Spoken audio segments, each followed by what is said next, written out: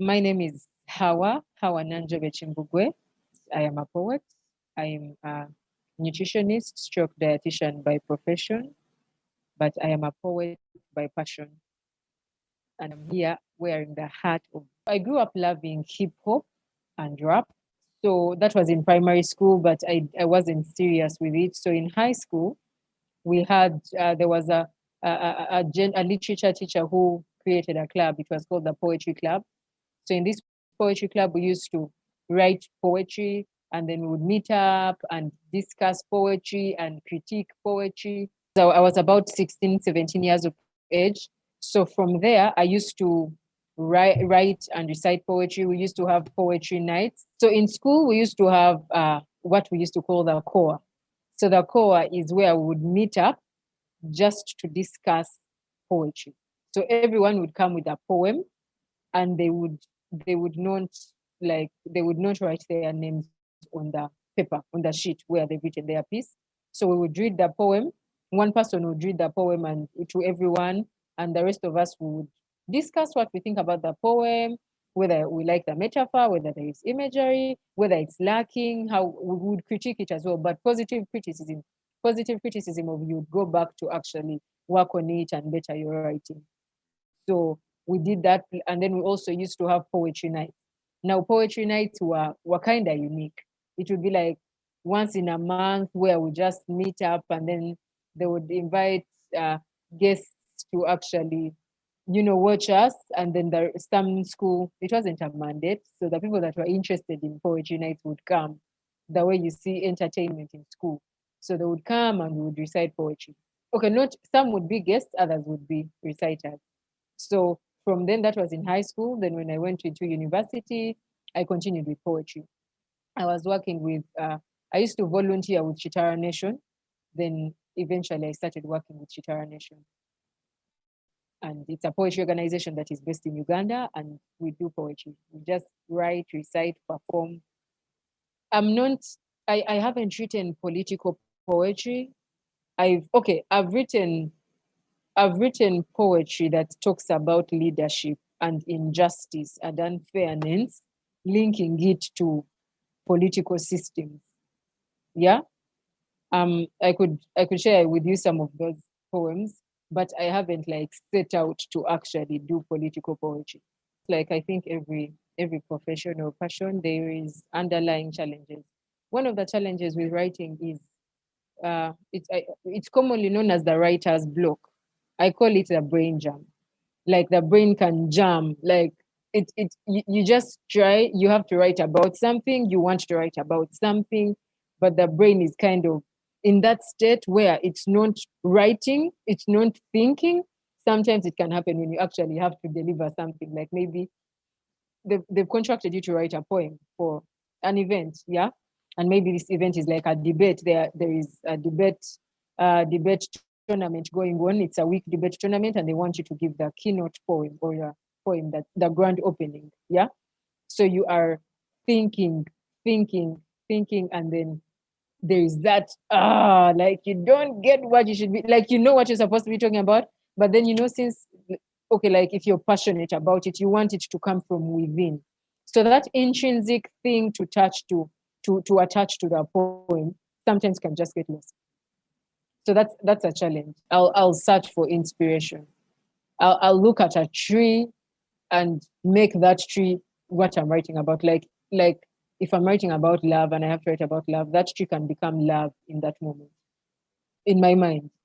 So you put your mind around it. Sometimes you can actually brush it off, like you just give it a break. I think I'll call it a break. You just give it a break. You're like, okay, you know what?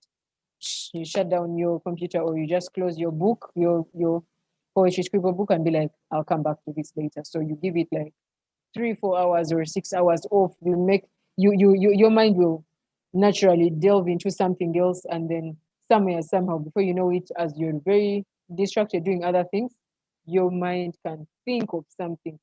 Like you don't control it, like it will just think of something that will take you back to what you had to do, and you're like, oh, I can actually now write. Usually when I like, for example, how you got in touch with me, we shall have a conversation, yeah, And if someone is serious, they'll actually engage you and they'll be very intentional about what they want. And they'll be very particular. Yeah. They'll be specific that, yes, hi, Obehi, how are you? I heard that you do this. I want this and this and this.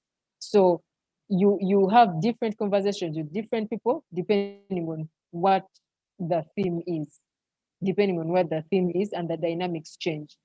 Because, okay, in Uganda, as poets, we don't yet have that solid ground of this is the criteria. So you make your criteria. You make your criteria. If someone likes what you do and they like your work, when they contact you, you'll get the conversation going and you get it done. If you do it well, they'll contact you again or connect you to elsewhere. So they'll look for you. And you will also look for some opportunities. It's a two-way thing. While some people undermine the efforts artists use to actually craft their work, but it's intense. And that intensity is not dictated anywhere. Everyone has, like the way you see Shakespeare, Worcestershire, like everyone has what inspired them, and everyone has why they write. So through that, you earn from it, but because of what you do or what you love to do.